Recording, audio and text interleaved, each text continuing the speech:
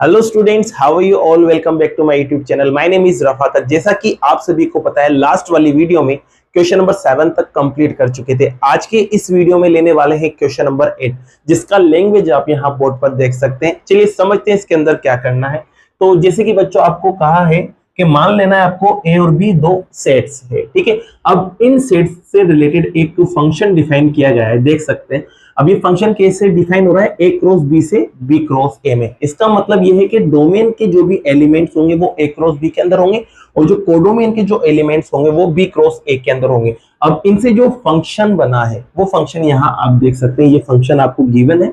अब इस फंक्शन को आपको क्या बताना है, इस फंक्शन को आपको बताना है कि ये क्या है, बाइजेक्टिव है।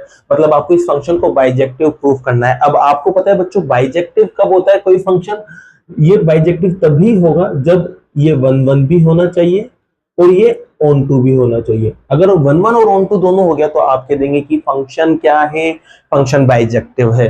अब इसके लिए देखो बच्चों, 1 1 ऑन टू लाने के लिए क्या करते हैं, तो सबसे पहले यहाँ आप नजर मारो, यहाँ पर देखो आपको क्रॉस आ रहा है, इसका मतलब कार्टेशियन प्रोडक्ट है बच्चों। क्या है, कार्टेशियन प्रोडक्ट। एक तो कार्टेशियन प्रोडक्ट आपको निकालना है किसके लिए, डोमेन के लिए, ठीक है। और एक कार्टेशियन प्रोडक्ट आपको निकालना है किसके लिए, कोडोमेन के लिए, ठीक है बच्चों।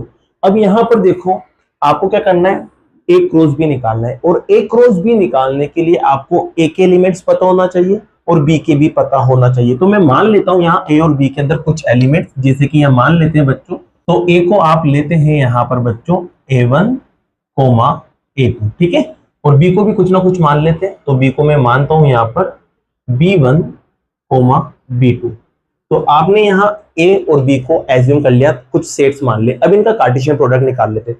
कार्टेशियन प्रोडक्ट में पहले डोमेन को निकालेंगे, फिर कोडोमेन को निकालेंगे। तो देखिए बच्चों, डोमेन के अंदर क्या क्या आ सकते हैं, तो उसके लिए आपको निकालना पड़ेगा ए क्रॉस बी, और ए क्रॉस बी आपको अच्छे से आता है बच्चों निकालना। मैंने इंट्रोडक्शन में भी बताया है, जो 1.1 था उसके अंदर सिखाया था आपको, तो वहां से आप सीख सकते हैं अगर नहीं आता। और मैं यहाँ पर भी आपको समझाने की कोशिश करता हूँ। जैसे कि ये A1 है ना, ये दोनों के पास जाएगा, तो A1 B1 के पास जाएगा, तो आपको पता है क्या बनेगा, A1 B1, ठीक है। फिर A1 B2 के पास भी जाएगा बच्चों, तो आपके पास बनेगा A1 B2, ठीक है। अब A2 दोनों के पास जाएगा, जब A2 दोनों के पास जाएगा तो A2 और B1 आपके पास बन जाएगा।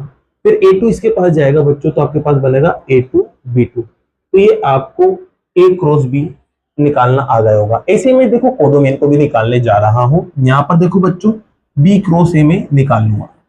जब B क्रॉस A में निकालूंगा ना बच्चों, तो यहां पर आपको पता है, अब पहले B वाला आएगा फिर A वाला आएगा, तो B1 जो है वो दोनों के पास आएगा, B1 दोनों के पास आएगा, तो B1 A1 के पास आएगा बच्चों, तो बनेगा B1 A1। फिर B1 A2 के पास आएगा, तो बनेगा आपके पास B1 A2, ठीक है बच्चों, आप देख सकते हैं यहाँ पर। फिर ऐसी बात करते हैं, अब B2 दोनों के पास आएगा, तो B2 पहले गया A1 के पास, तो B2 A1 आपके बना। फिर B2 गया A2 के पास, तो आपके पास बनेगा B2 A2, ठीक है। तो आपको बच्चों यहाँ पता चल चुका है कि ये तो डोमेन है और ये कोडोमेन है। और आपको मैंने बताया है कि एरो डायग्राम बनाते हैं तो इधर तो डोमेन होता है और उधर क्या होता है बच्चों, कोडोमेन होता है। तो अब यहाँ पता चल चुका है कि जो डोमेन था, डोमेन क्या था, ए क्रॉस बी, और जो कोडोमेन था वो क्या था, बी क्रॉस है। इनके एलिमेंट्स आपको पता चल चुके हैं, जैसे कि ए क्रॉस बी के, तो यहाँ देख सकते हैं आप A1 B1 है, फिर AC A1 B2 है, फिर AC A2 B1 है, और फिर A2 B2 है। आप यहाँ देख सकते हैं ये रहे सारे के सारे एलिमेंट्स। ऐसे ही B क्रॉस A के सारे एलिमेंट्स भी आप वहां लिख सकते हैं। क्या लिखेंगे बच्चों, सबसे पहले तो आप लिखेंगे B1 A1, ठीक है। फिर आप लिखेंगे B1 A2, देख सकते हैं वहां लिखा हुआ है। फिर अगला आएगा आपके पास B2 A1, फिर आएगा आपके पास B2 A2। ये सारे एलिमेंट्स मैंने यहां से लिखे, ठीक है। अब देखो बच्चों, एरो डायग्राम के लिए अपन फंक्शन का यूज करते हैं। चलो फंक्शन का इस्तेमाल करते हैं। तो फंक्शन में देखो बच्चों, आपके पास गिवन है f ऑफ a, b, और ये दे रखा है B2 A दे रखा है। अब देखो फंक्शन अप्लाई करने के लिए क्या है, यहाँ देखो अपन को वैल्यू रखना पड़ेगी। जब यहाँ वैल्यू रखेंगे ना, तो जो भी वैल्यू यहाँ रखेंगे उसका उल्टा आपको रिजल्ट मिलेगा। तो यहाँ पर देखो बच्चों, में क्या क्या वैल्यू रख सकता हूं, तो यहां पर मैं सिर्फ डोमेन के अंदर से वैल्यू रख सकता हूं, और डोमेन आपके पास ये रहा, या फिर यहां देख सकते हैं ये रहा डोमेन। तो मैं यहां पर A1 B1 रख सकता हूं, A2 B2 रख सकता हूं, A2 B1 और A2 B2 रख सकता हूं। तो चलो बच्चों, मैं यहां रखता हूं इसके अंदर वैल्यू। तो सबसे पहले रखेंगे आप a1 और b1। अब फंक्शन देखो क्या कहता है, फंक्शन कहता है कि जब आप वैल्यू रखते हो ना तो उसका उल्टा यहां मिलता है, तो यहां पर इसका उल्टा मिलेगा, उल्टा मतलब b1 a1 आपको मिलेगा। इसी बच्चों यहां पर अब आप दूसरी वैल्यू क्या रखोगे, a1 और b2 रखोगे, तो इसका उल्टा कर दो इधर ले जाके, तो उल्टा करेंगे आप तो b2 आगे आ जाएगा और a1 पीछे आ जाएगा। अब क्या रखेंगे a2 b1, तो यहाँ a2 और b1 रखते हैं, तो इसका उल्टा हो जाएगा उधर जाकर, तो आपके पास बनेगा b1 a2। फिर अब क्या रखेंगे बच्चों a2 b2, तो यहाँ पर रखते हैं आप a2 और b2, तो इसका उल्टा कर दो उधर ले जाकर, तो आपके पास आएगा b2 a2। यहाँ तक आपको समझ आ गया होगा। अब आपको समझ आ रहा होगा बच्चों कि इसका इमेज ये है, ठीक है, इसका इमेज ये है, इसका इमेज ये है और इसका इमेज ये है। तो यहाँ देखो a1 b1 का इमेज b1 a1 आ रहा है, तो देखो यहाँ a1 b1 का इमेज b1 a1 आ रहा है, ये रहा, यहाँ देख सकते हैं। इसी a1 b2 का इमेज a1 b2 ये रहा, इसका इमेज क्या रहा है b2 a1। अब b2 a1 यहाँ है, देख सकते हो आप, ये रहा b2 a1 यहाँ है, तो इसका इमेज यहाँ देख सकते हैं आप। ऐसे ही a2 b1 का इमेज आएगा b1 a2, तो b1 a2 यहाँ है, ये देखो अब b1 a2 यहाँ है, ये लो मैंने b1 a2 का इमेज बना दिया। और इसी a2 b2 का इमेज यहाँ देख सकते हैं आप, b2 a2 आएगा, तो ये रहा। ठीक है बच्चों, ये मैंने एक फंक्शन से एरो डायग्राम बना लिया, आपका फंक्शन a क्रॉस b से b क्रॉस a में डिफाइन था। यहाँ तक बात आपको क्लियर होगी। अब ये बात क्लियर है ना, तो बस अब आपको बाइजेक्टिव चेक करना है, और बाइजेक्टिव के लिए सबसे पहले चेक करते हैं 1 1 को। अब 1 1 क्या कहता है, इसकी कहानी भी तो याद होना चाहिए। 1 1 कहता है कि जो डोमेन है ना, जो डोमेन है उसके सारे एलिमेंट ले लो, वो भी अलग अलग डिफरेंट डिफरेंट एलिमेंट ले लो, और उन डिफरेंट डिफरेंट एलिमेंट का इमेजेस देख लो। अगर वो इमेज डिफरेंट आ रहा है तो आप कह देंगे कि जो फंक्शन है वो क्या है 1 1। तो यहाँ देख सकते हो आप, 4 एलिमेंट्स थे डोमेन के अंदर और 4 ही उसके इमेज आ रहे हैं कोडोमेन के अंदर, तो डिफरेंट एलिमेंट का इमेज डिफरेंट है, इसकी वजह से जो फंक्शन है वो क्या आएगा 1 1 आएगा। तो यहाँ पर आप कुछ कहानी लिख लो, मैं बोल देता हूँ। लिखना बच्चों यहाँ पर distinct element of domain a cross b, क्या लिखोगे, distinct element of domain a cross b has distinct image in codomain b cross है, has distinct image in codomain b cross है। So f is 1 1। ठीक है, ये कहानी लिखे आप लिख देना, ये 1 1 है। फिर इसके बाद बच्चों बात करते हैं ऑन2 की, क्या ऑन2 है या नहीं है। अब ऑन2 क्या कहता है भाई, ऑन2 कहता है कि जो कोडोमेन है इसके अंदर सारे के सारे एलिमेंट्स इमेज होना चाहिए। अब देखो इसमें 4 एलिमेंट्स थे, चारों के चारों ही इमेज है या नहीं है, आप ये बता दो मुझे। आप होगे हाँ सर चारों के चारों इमेज है, इसका मतलब ये जो फंक्शन है वो क्या होगा, ऑन2 होगा, क्योंकि देख सकते हैं चारों के चारों इमेजेस है। तो यहाँ पर ऑन2 में भी एक कहानी आपको लिखना है, और कहानी क्या लिखोगे आप, तो कहानी में सिर्फ इतना सा लिख देना, every element of codomain B cross A, every element of codomain B cross है are the image of domain A cross B. So F is ऑन2, तो एफ 1 1 भी आ गया, ऑन2 भी आ गया, तो लास्ट में आप लिख देना हैंस एफ इज बाइजेक्टिव। ठीक है बच्चों, बाइजेक्टिव कब होता है, मैंने बता दिया था जब 1 1 और ऑन2 होता है। तो ये 1 1 और ऑन2 दोनों है, इस वजह से ये जो फंक्शन है आपका वो क्या हो जाएगा, बाइजेक्टिव हो जाएगा। तो इसी के साथ क्वेश्चन नंबर 8 आपका कंप्लीट हुआ। क्वेश्चन समझ आया तो बच्चों वीडियो को लाइक और चैनल को सब्सक्राइब जरूर करते चलिएगा। अब लेते हैं नेक्स्ट क्वेश्चन को। तो बच्चों अब लेते हैं क्वेश्चन नंबर 9 को। क्वेश्चन नंबर 9 की लैंग्वेज आप यहाँ देख सकते हैं, इसमें एक फंक्शन है। अब ये फंक्शन देखो नेचुरल नंबर से नेचुरल नंबर में डिफाइन हो रहा है, मतलब इसका डोमेन भी नेचुरल नंबर है और कोडोमेन भी नेचुरल नंबर है। अब ये फंक्शन को डिफाइन कैसे किया गया है, तो आप यहाँ देख सकते हैं जो फंक्शन है ना, इसको 2 तरह से डिफाइन किया गया है। अगर n की वैल्यू ओड आती है तो फंक्शन आपका कुछ ये वाला बनता है, ठीक है, और अगर n की वैल्यू इवन आती है तो फंक्शन आपकी ये बनता है। अब ये n है क्या बोला भाई, तो n के लिए देखो उसने कहा है n is belongs to n, capital N, मतलब n जो है वो नेचुरल नंबर से बिलोंग करेगा, मतलब n जो है वो नेचुरल नंबर से आएगा। और नेचुरल नंबर आपको पता है क्या होते हैं भाई, 1 से स्टार्ट होते हैं, और आपका मन हो जहां तक आप लिखते जाओ, कोई दिक्कत ही नहीं है।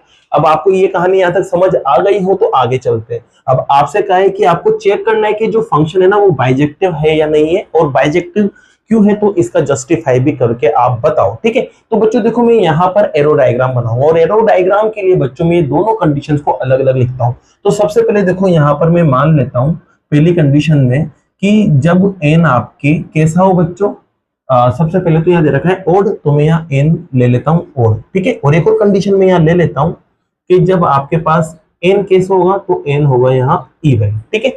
अब एन ओड है तो ओड आपको पता है क्या क्या ले सकते हैं, ओड में आप वन भी ले सकते हैं क्योंकि वन से शुरू होता है नंबर, इसके अलावा थ्री भी ले सकते हैं और इसके अलावा फाइव भी ले सकते हैं। एन की वैल्यू आप ये ले सकते हैं और आपका मन हो तो आप आगे तक भी लो, कोई दिक्कत नहीं है। इवन में क्या क्या ले सकते हैं, तो इवन में एन की वैल्यू आप टू ले सकते हैं, इसके अलावा आप यहाँ पर फोर ले सकते हैं और सिक्स भी ले सकते हैं और आपका मन है तो आप आगे भी वैल्यू ले सकते हैं, ठीक है बच्चों।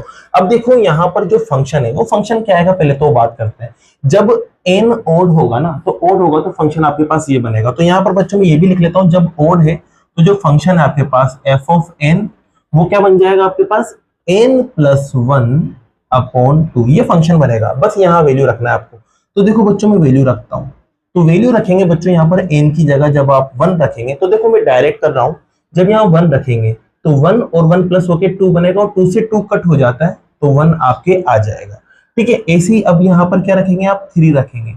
तो देखो बच्चों जब यहाँ आप एन की जगह थ्री रखेंगे तो थ्री प्लस वन फोर आएगा और फोर टू से कट होने पर टू बनता है। और जब आप यहाँ पर एन की वैल्यू फाइव रखोगे, क्या रखोगे फाइव, अब यहाँ जब आप फाइव रखोगे तो फाइव में वन प्लस करेंगे तो सिक्स, और सिक्स टू से कट जाता है, सिक्स किससे कट जाता है, टू से, कितनी बार, तीन बार। तो ये आपके पास कुछ इस तरह से रिजल्ट मिलेगा। अब यहाँ देखो फंक्शन इवन लिया गया है, तो यहाँ पर जो फंक्शन इवन है तो आपके जो फंक्शन है ना वो बदल जाएगा और फंक्शन जो है इवन की कंडीशन में वो आएगा एन अपॉन टू के इक्वल, ठीक है बच्चों। अब यहाँ पर क्या करना है आपको, एन की वैल्यू रखना है। चलो रखते हैं। सबसे पहले एन की जगह आप टू रखेंगे, तो बच्चों यहाँ टू रखेंगे तो टू से टू कटेगा। चलो देखते हैं, एन की जगह मैंने रखा टू, टू रखती टू से टू कट गया एक बार। अब रखने वाले हैं आप एन की जगह फोर, तो बच्चों यहाँ फोर रखो, जैसे फोर रखोगे तो यहाँ पर भी फोर आएगा, फोर अपॉन टू का मतलब होता है टू। अब यहाँ पर आप क्या रखोगे, यहाँ पर आप रखोगे सिक्स, तो सिक्स रखते ही सिक्स को टू से कट कर दोगे तो कितना आएगा, थ्री आएगा। तो ये आपके कुछ रिजल्ट आ चुका है। तो देखिए बच्चों यहाँ पर मैं अब एरो डायग्राम बनाने जा रहा हूँ। क्या बनाने जा रहा हूँ, एरो डायग्राम। एक तो डोमेन है और दूसरा कोडोमेन है। डोमेन भी नेचुरल नंबर का सेट है और कोडोमेन भी नेचुरल नंबर का सेट है। तो नेचुरल नंबर का सेट है तो वन से स्टार्ट होगा बच्चों और ये चलता जाएगा, ठीक है।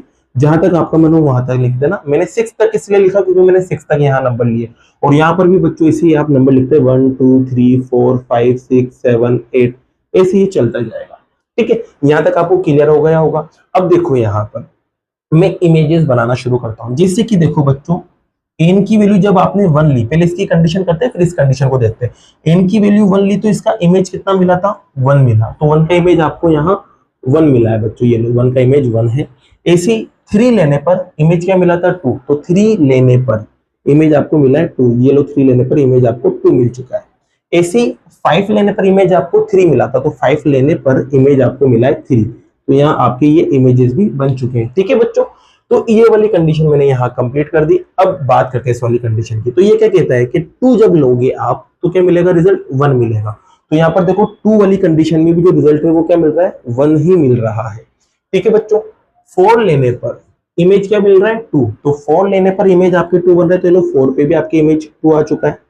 अब इसके बाद बात करें, सिक्स लिया आपने और सिक्स पर भी इमेज आपके थ्री आ रहा है, तो ये लो बच्चों सिक्स पर भी इमेज आपके पास थ्री आ रहा है। तो ये कुछ एरो डायग्राम आपका क्या होता है, कंप्लीट होता है। अब ये एरो डायग्राम कंप्लीट होने के बाद बच्चों आपको क्या चेक करना है, बाइजेक्टिव। बाइजेक्टिव की कंडीशन जस्ट पहले वाले क्वेश्चन में बताई थी, 1 1 और 1 2 चेक करना है। तो बच्चों सबसे पहले बात करते हैं किसकी, 1 1 की। तो ये यहाँ पर आते हैं 1 1 पे कि 1 1 है या नहीं है। तो देखिए बच्चों 1 1 की कंडीशन क्या कहती है, 1 1 की कंडीशन कहती है कि जो यहाँ पर अगर डिफरेंट डिफरेंट एलिमेंट है, किसके अंदर, डोमेन के अंदर अगर डिफरेंट डिफरेंट एलिमेंट है तो इनका इमेज भी डिफरेंट डिफरेंट होना चाहिए। अब आप देख सकते हैं यहाँ तो मैंने 6 एलिमेंट लिए और उनका इमेज यहाँ देखो 3 एलिमेंट ही आ रहे हैं। इसका मतलब देखो यहाँ आप देख सकते हैं 1 और 3 डिफरेंट थे नहीं थे, 1 और 3 डिफरेंट। अब 1 और 3 डिफरेंट है या फिर 1 और 2 डिफरेंट थे, तो 1 और 2 डिफरेंट होने के बावजूद भी यहाँ पर इनका इमेज डिफरेंट नहीं आ रहा है, सेम ही आ रहा है, तो इस वजह से ये 1 1 नहीं होगा। आप और भी एग्जांपल ले सकते हैं, 5 और 6 डिफरेंट है ना, लेकिन इनके इमेज देखो यहाँ पर डिफरेंट नहीं है। आगे जाके आप देखोगे तो दोनों का इमेज एक ही आ रहा है, वो है 3, तो यहाँ पर 1 1 नहीं हो सकता। तो यहाँ पर बस आप एक लाइन लिख देना। लाइन क्या लिखोगे, every element of domain n has not distinct image in codomain n, so f is not 1 1। ठीक है बच्चों, तो एफ आपके 1 1 नहीं होगा, 1 1 नहीं है भाई। अब 1 1 नहीं है तो बात करते हैं ऑन टू की। किसकी बात करेंगे अब आप? ऑन टू की। तो ऑन टू में देखो क्या देखते हैं आप? ऑन टू में देखते हैं कि सारे के सारे एलिमेंट्स इमेज है या नहीं है। तो आप देख सकते हो बच्चों कंटिन्यू इमेज बनते जा रहे हैं। अगर यहाँ आप आगे और वैल्यू रखते हैं, जैसे कि मैं 7 रखता हूँ, अब 7 वाली कंडीशन ये है, तो 7 वाली कंडीशन में जैसे 7 रखूंगा तो 7 + 1 क्या बनेगा? 4 बनेगा। और 8 बनेगा, और 8 को 2 से कट करेंगे तो 4 आएगा। तो देखो 4 इमेज बन रहा है या नहीं बन रहा है। आप यहाँ पर अगर 9 रखते हो तो 9 + 1 10 हो जाएगा, 10 को 2 से कट करोगे तो 5 आएगा, तो 5 भी इमेज बन रहा है। इस कंडीशन में भी आप वैल्यू रखोगे तो सारे के सारे बंदे क्या बनेंगे? इमेज बनते हुए नजर आएंगे। और जब सारे के सारे बंदे इमेज बनते हुए नजर आएंगे तो इसका मतलब जो आपका फंक्शन है वो क्या हो जाएगा? Onto. क्योंकि ऑन टू की कंडीशन ही क्या होती है कि सारे के सारे इमेज होना चाहिए। तो यहां पर आप क्या लिखेंगे? Every element of domain n are the image of element of domain n। So f is onto. तो f क्या है बच्चों? ऑन टू है। तो f 1 1 तो नहीं है, लेकिन क्या है? ऑन टू है। अब आपको 1 1 ऑन टू के अलावा एक चीज और चेक करनी थी, वो थी बाइजेक्टिव। अब बाइजेक्टिव क्या कहता है? बाइजेक्टिव कहता है कि अगर कोई फंक्शन 1 1 और ऑन टू दोनों ही है, 1 1 और ऑन टू दोनों ही है, तो वो फंक्शन क्या हो जाता है? बाइजेक्टिव।